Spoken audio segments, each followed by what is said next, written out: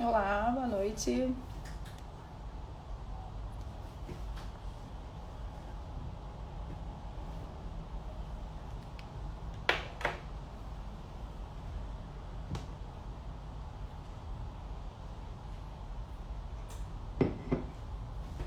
Oi, oi, boa noite. Tudo bem?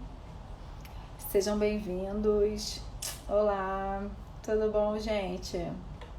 E aí, quanto tempo, né? Todo mundo já voltando a certa normalidade? Como vocês estão? Tudo bem? Olá, tudo bom? Me confirmem aí se o áudio tá legal. Eu tô falando acho que um pouquinho mais baixo hoje, como do que de costume. Olá, Maurício, tudo bom? Boa noite. Oi, oi. Tudo bem com vocês, gente? Tema bom de conversar esse de hoje, né? A gente nem percebe, mas as nossas crenças moldam a nossa sexualidade. Tudo bem? Valeu, Alessandra, que bom, fico feliz. Deu, deu tudo certo. Hoje, apesar do dia chuvoso no Rio de Janeiro, para quem tá fora daqui, hoje tá um dia que pra gente é frio, mas tudo correndo bem. Vamos deixar a doutora Aline chegar aí também. Enquanto isso, vai avisando os amigos. Se esse tema foi interessante para mais alguém, convide. A gente vai falar um pouquinho sobre as crenças, né, que moldam o nosso universo da sexualidade. E aí vão desde pequenas coisas sutis a questões mais complexas, né, que interferem em como a gente lida sexualmente consigo mesmo e com o outro. É um tema que não falta assunto. A gente é construído, né? A nossa sociedade, a nossa educação é construída em cima dessas crenças, então vai ser um bate-papo bem interessante. Deixa eu só localizar a doutora Aline aqui, ver se ela já entrou aqui com a gente, se não já vou avisá-la. E esse, acabou de chegar. Esse é um tema que, assim, para quem chega à terapia tântrica, você passa primeiro por diversas questões, diversos tabus pessoais, até que você chegue, né, no atendimento. Nos consultórios de psicologia, esses são os temas mais dialogados e grande... Olá, Meire, tudo bem? Que bom que deu tempo. Grande parte de nós já se questionou em algo, né? Oi, Olá, tudo bem? tudo bom? Tudo bom. Que saudade, hein? Faz tempo que a gente não se fala, né? Com É calma, só assim verdade. mesmo. É, Tem- é verdade. Bem, que bom Ó, que deu deixa eu certo. só Já avisar que agradeço. aqui onde eu tô tá chovendo muito. Aqui também tá. Então, Então, pessoas, tenham paciência conosco hoje. Como é que tá o meu áudio para você? tá bom. E o meu, como é que tá? Também. Que Para mim bom. também tá ótimo. Bem, a gente já tem um número bacana de pessoas aqui. Eu comecei falando que para as pessoas que chegam, né, nos atendimentos tântricos, a gente acaba vencendo algumas crenças antes de chegar lá. Mas toda a nossa construção de sexualidade, de educação, são baseados nessas crenças também, né? Eu fiz umas enquetes, né, umas afirmações para as pessoas concordarem ou não com os principais, ou se não os maiores, as maiores crenças que a gente tem em relação à sexualidade, que vão desde não transar menstruada, por Hum. exemplo, né? Só não botei a masturbação que dá espinha, que acho que isso todo mundo já sabe, já está mais comum, mas muita gente ainda está bastante cercado, né, dessas crenças. Eu vou me apresentar rapidamente, porque aqui o tempo voa e te dou a palavra para a gente começar. Bem, Tá eu bom. sou terapeuta tântrica aqui no Rio de Janeiro. Gosto de trabalhar com reeducação sexual. A gente trabalha em conjunto com a doutora Aline e alguns pacientes, e assim, a gente visualiza as desconstruções, né, dessas crenças, assim. E eu costumo dizer, inclusive para eles, que o corpo fala, o corpo mostra toda essa nossa construção. Então, abrir esse diálogo para mim é muito mais que terapêutico. É um mega aprendizado, é uma troca incrível. E eu acho que é uma oportunidade que a gente tem, né, de dialogar abertamente sobre esses temas que fazem parte mesmo de como somos. Legal. Então, para quem não me conhece, eu sou a Aline Sardinha, sou psicóloga clínica, trabalho com terapia cognitivo-comportamental, trabalho numa linha específica que é a terapia cognitiva sexual, que é uma abordagem de psicoterapia que foi pensada especialmente para a questão da sexualidade. Fiz mestrado e doutorado em saúde mental, sou terapeuta de família e casal também, pela PUC do Rio de Janeiro, sou psicóloga pela UERJ, doutora pela UFRJ, e atualmente eu coordeno um núcleo de pesquisa em disfunções sexuais lá no Instituto de Psiquiatria da UFRJ, e tenho um curso de formação em terapia cognitiva sexual que eu idealizei, que eu coordeno e que é em EAD. Eu brinco que já era em EAD muito antes da pandemia, sempre foi em EAD, então eu tenho muitos alunos que eu formei, mais de 200 alunos que eu formei pelo Brasil inteiro. Então, enfim, venho me dedicando muito a trabalhar com isso, tanto no consultório, quanto na pesquisa, quanto formando outros profissionais. E Então, gente, aproveitem ela. E é muito bom poder estar aqui falando, né? Assim, adoro quando me convidam, principalmente para falar, às vezes, com públicos que não são os meus, né? Porque os meus alunos, enfim, não aguentam mais me ouvir falar de crenças sexuais, mas eu acho que é muito legal a gente poder trabalhar com as pessoas que trabalham com o corpo, com a sexualidade, enfim, que, né, traçar esse diálogo interdisciplinar eu acho sempre muito rico. Então, é um prazer enorme. Muito obrigada, Vivian, pela oportunidade de poder falar disso, né? Eu pensei, Aline Sardinha, gente. Se vocês quiserem ir lá no meu Insta, é doutora Aline Sardinha, tá aqui em cima, né? Então, uma coisa que eu fiquei aqui pensando quando você estava falando, né, das crenças sexuais que a gente precisa desconstruir, e é muito esquisito a gente pensar que a gente vai se formando enquanto indivíduo acreditando em coisas, né? Tá travando aí para vocês? Não. Tá. Então, assim, quando a gente nasce, a gente tem ali um cérebro que é tipo uma esponjinha, assim, absorvente, né? A gente tá. O bebê tá doido para descobrir coisas, fica olhando para as coisas, olhando para a mãe, tentando botar coisa na boca. E é isso, a gente fica tentando descobrir como é que o mundo funciona, como é que a gente funciona, como é que a relação entre as pessoas funciona.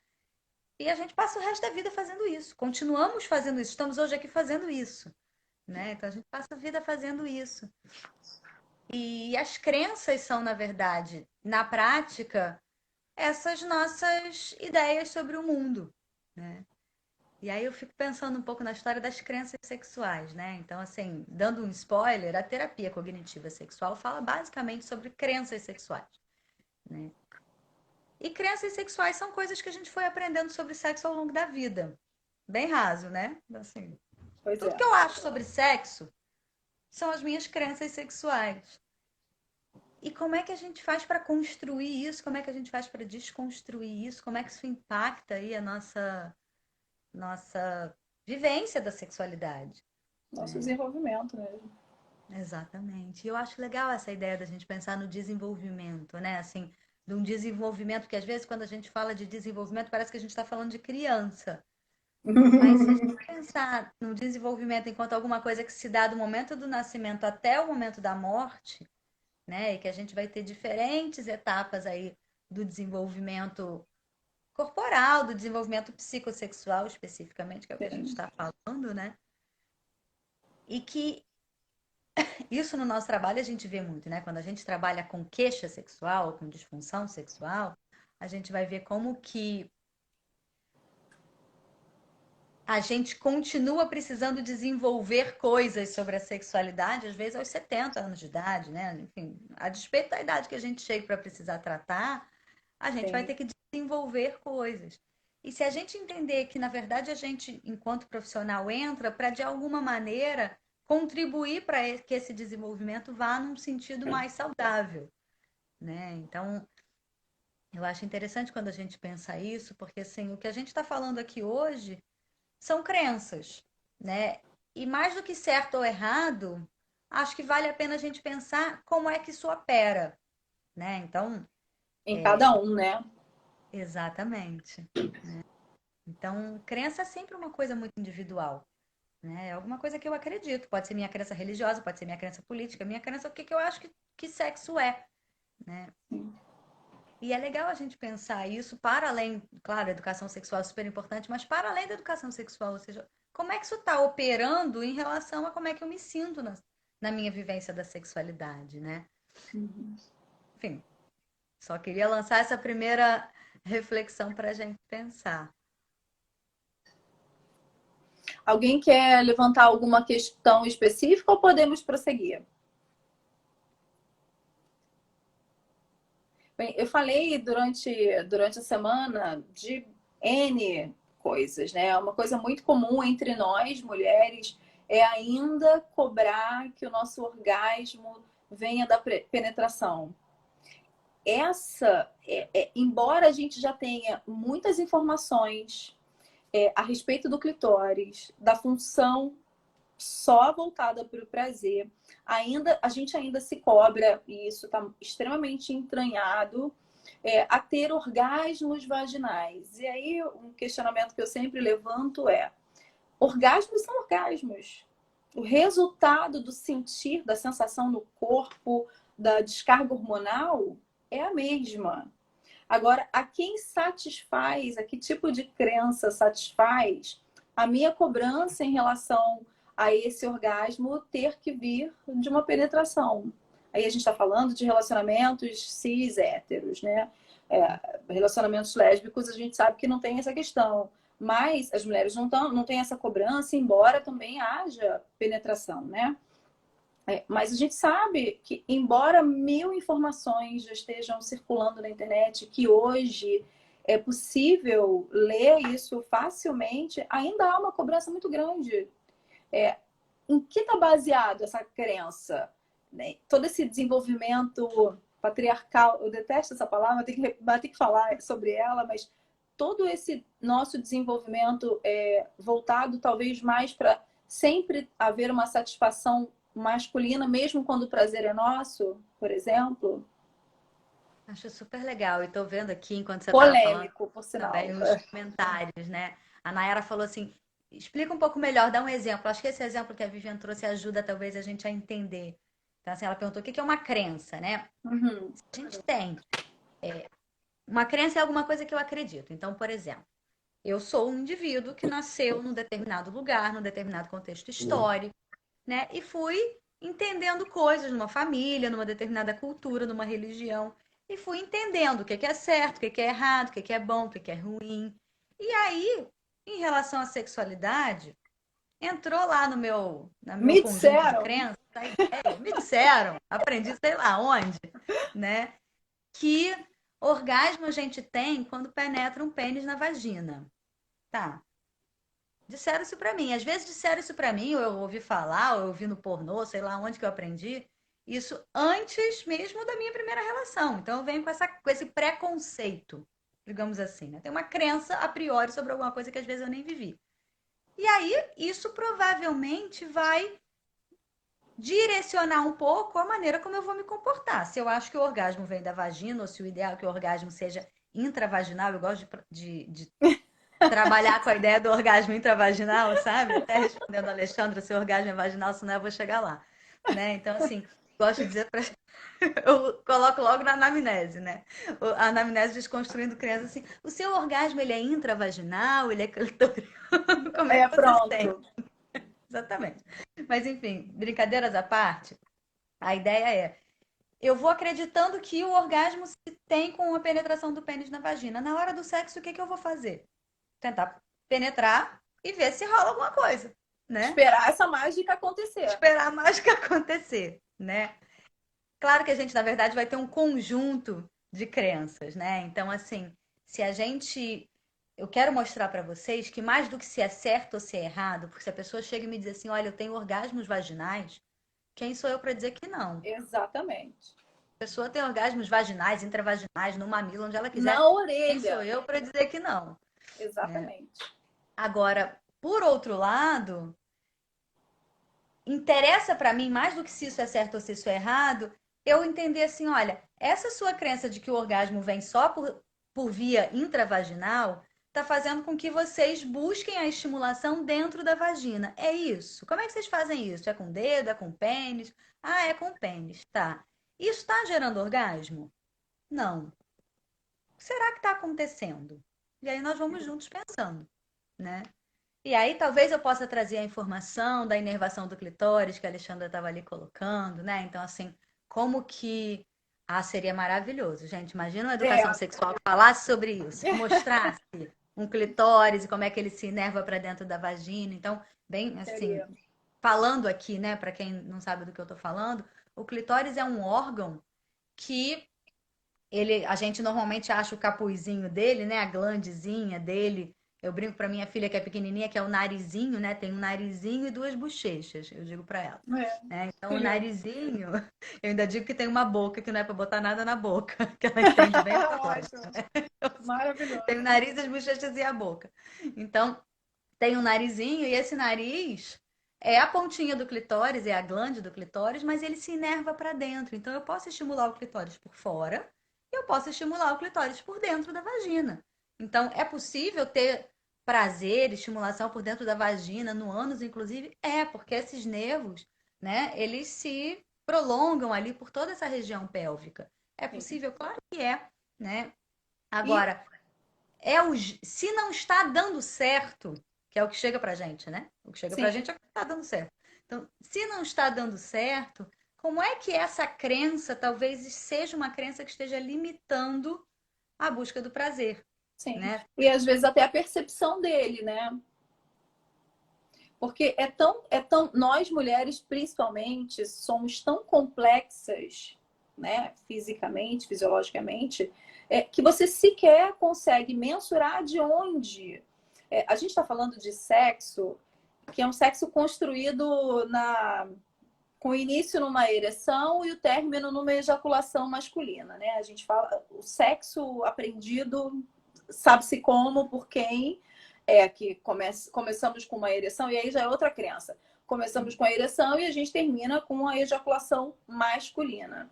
Então, a gente só estimula uma única região, que é essa região intravaginal, essa fricção que todo mundo aqui conhece, não estimula nenhuma outra parte do corpo, e aí não tem de onde dizer, como dizer se eu tive um orgasmo ou porque não tive, né? Se eu estimulo uma única área. Agora, mais doido que isso é quando, mesmo quando eu sinto orgasmos que vêm de outros lugares, que eu sequer consigo mapear no meu corpo, se eu estimular todo o meu corpo e passar a utilizar o sexo, né, dessa maneira, de você fazer múltiplos estímulos, eu particularmente não estou preocupada de onde vem a fonte. O importante para mim é esse resultado final. Mas eu percebo dentro de atendimentos que há uma necessidade de identificação daquele orgasmo vaginal. E aí, como tratar isso emocionalmente? Porque pode ser uma cobrança para satisfazer o parceiro, porque ele precisa, né? Porque toda a nossa construção sexual foi baseada de que eu preciso de um homem para eu ter prazer, então eu preciso de um pênis. Ou se isso é uma crença que eu também sustento, porque eu não enxergo o meu corpo, sabe-se lá de que maneira, tão capaz de sentir sem o homem quanto com ele. Embolei tudo, né? Mas é isso, na verdade eu fiquei Porque pensando são assim, tantas. gente, pega um caderninho, porque é um show de crenças, né? É uma Um monte de coisa e crenças uma única encadeadas. coisa, né? E é numa única coisa. De você ter tantos questionamentos e aí você mesma não identificar se essa minha crença, porque eu preciso satisfazer o meu parceiro, entregar isso para ele, Porque Uhum. também aprendi que o prazer quem dá é o meu parceiro para mim e eu dou para ele, que é mais uma crencinha aí que nos permeia. E como fazer para desconstruir isso? Então, ótima pergunta, né? Porque assim, Emocionalmente, sabe? Não é só descobrir exatamente. aonde mais. E acho que isso que você está trazendo é super legal, porque assim, se a gente entender que seres humanos são seres biopsicossociais, tá? De acordo com a Organização Mundial de Saúde, a gente é biopsicossocial. Isso quer dizer que a gente é biologia, a gente é cabeça e a gente é sociedade. Então, homens e mulheres cis, trans, hétero, enfim, a... gente, Corpos.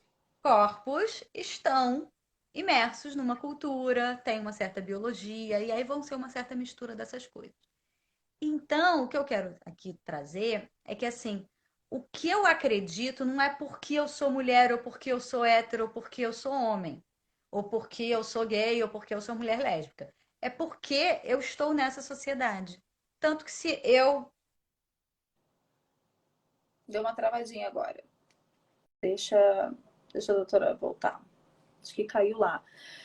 Tá chovendo no Rio de Janeiro, então vamos dar um minutinho para ver se ela sobe automático aqui. É, caiu. Me dá um minuto.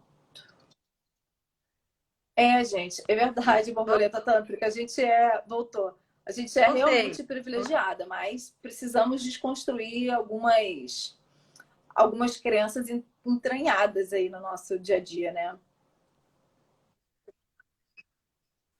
Então, assim, como eu estava dizendo, a, a gente está imerso nisso. Então, quando a gente tem, né, um casal que está lá fazendo seu sexo intravaginal como via principal de chegar ao orgasmo, e aí tem questões de orgasmo ou de prazer, os dois acreditam nisso, né? E é interessante a gente observar como que a educação sexual é super importante, né? Não estou aqui falando contra a educação sexual, muito pelo contrário, mas eu acho que a educação sexual é a base, é como se dissesse assim, olha, é o alicerce da casa, é a condição sine qua non para a existência. Eu sei que a maior parte de nós existe sem ela, mas o que a gente está falando é muito para além disso, porque não adianta eu chegar e Uhum. dizer para os pacientes que o clitóris é super inervado, que isso, que aquilo outro. Claro que eu faço tudo isso, porque a maior parte das pessoas nem sabe, né? Que tem que se descobrir que a estimulação extravaginal ali na vulva, né? Eu digo que o órgão sexual da mulher é a vulva, por exemplo. E isso a gente está falando das mulheres, mas a gente vai falar dos homens, porque eles também só sabem estimular a glande do pênis e acabou, né? Talvez até pior do que as mulheres nesse sentido. Então, assim, como que essas crenças vão limitando? É claro que eu posso ir desconstruindo isso do ponto de vista racional, Uhum. mas todos os meus pacientes, eu posso dizer para vocês, já ouviram eu falar desse papo, né? De que o clitóris, de que não sei o que, homens e mulheres já ouviram falar desse papo. Mas todos eles continuam achando Uhum. que é o caso de fazer sexo assim. Ou por hábito, ou porque no fundo o sexo normal mesmo é assim. Você só tá me dizendo isso porque eu tenho uma disfunção sexual. Pois é.